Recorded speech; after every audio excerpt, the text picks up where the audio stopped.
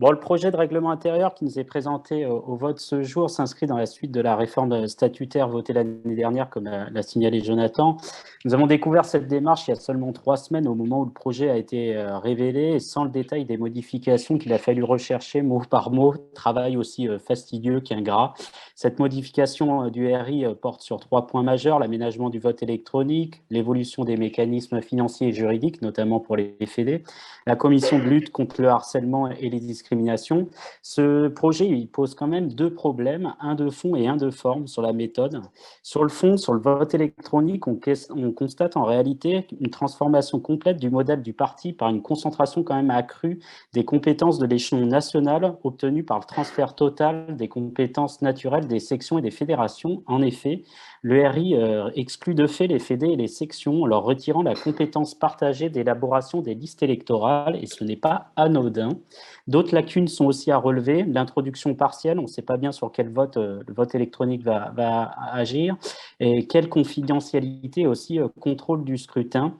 Sur le statut des militants, le règlement propose également un drôle de changement. On constate une différenciation de traitement entre un militant ayant adhéré au niveau national et un autre à l'échelle locale.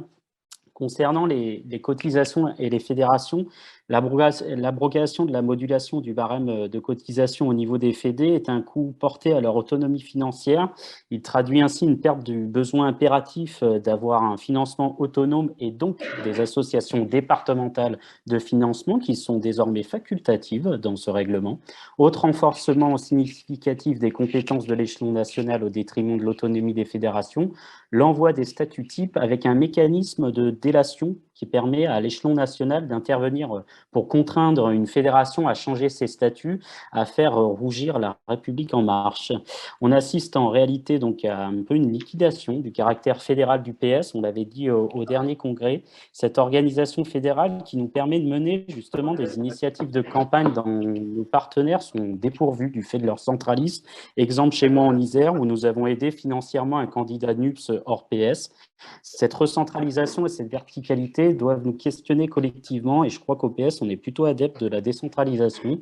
Quand dans ses valeurs, le PS prône l'émancipation, on assiste en revanche ici un peu à une application d'une vision patriarcale sur les fédérations et ses militants, et nous ne sommes pas à une contradiction près. Sur la méthode, la précipitation et l'opacité de la rédaction du nouveau règlement interrogent. Les amendements proposés un peu à la va-vite, encore ce soir, sans explication de leur nature, le démontre bien. Ce texte laisse place à beaucoup trop d'interprétations diverses pouvant alimenter les suspicions, et Jonathan en a parlé. Il est en conséquence souhaitable de corriger quelques passages trop flous et de préciser certains silences pour éviter le pire. Nous avons identifié, par exemple, 3 amendements qu'on pourrait qualifier de transpartisans nécessaires afin de rendre ce projet consensuel. Ils sont disponibles dans la salle. Un amendement sur la suppression des répétitions inutiles, parce qu'il y en a dans le règlement. Un autre sur la nécessaire péréquation entre les fédérations pour rendre équitable l'instauration du barème unique national. Et un autre, par exemple, sur la reconnaissance du rôle fondamental des jeunes socialistes dans nos instances, où ils ne sont aujourd'hui qu'invités, sauf en Isère depuis 10 ans, où ils sont membres de droit de nos instances. Nous pensons à travers ces exemples que le travail collectif est donc possible. En tant que premier secrétaire fédéral, et je l'ai exprimé dans notre boucle, j'ai déploré ainsi l'absence de co-construction avec les militants et les fédés. On est attaché à la démocratie militante, et cette modif du règlement à la veille de notre congrès est un mauvais coup porté à notre orga. Comme pour la réforme statutaire, on ne change pas les règles avant un congrès, mais après, et on le fait en consultant ses fédés et ses militants. Nos amis écolos, ils s'y sont essayés là, il y a quelques semaines avant leur congrès. Bonjour les dégâts. Nous demandons solennellement de repousser le vote de ce soir et de mettre en place une commission plurielle, ouverte aux militants compétents et experts sur ces questions, afin de reprendre le chantier sereinement dans le cadre du congrès, puis dans le cadre d'un congrès statutaire. Et Jonathan en a parlé, car si c'est un sujet hautement technique, c'est aussi un sujet éminemment politique, une sorte de contrat politique entre les adhérents socialistes. Et enfin, un point essentiel: la mise en place de la commission de lutte contre le harcèlement et les discriminations a été votée il y a un an et semble s'installer un peu dans la précipitation.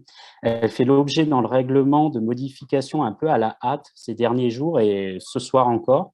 Ce n'est pas très sérieux et ce n'est pas à la hauteur des enjeux actuels. Et l'actualité d'autres organisations politiques nous le prouve malheureusement, et nous allons en parler ce soir, et c'est très bien.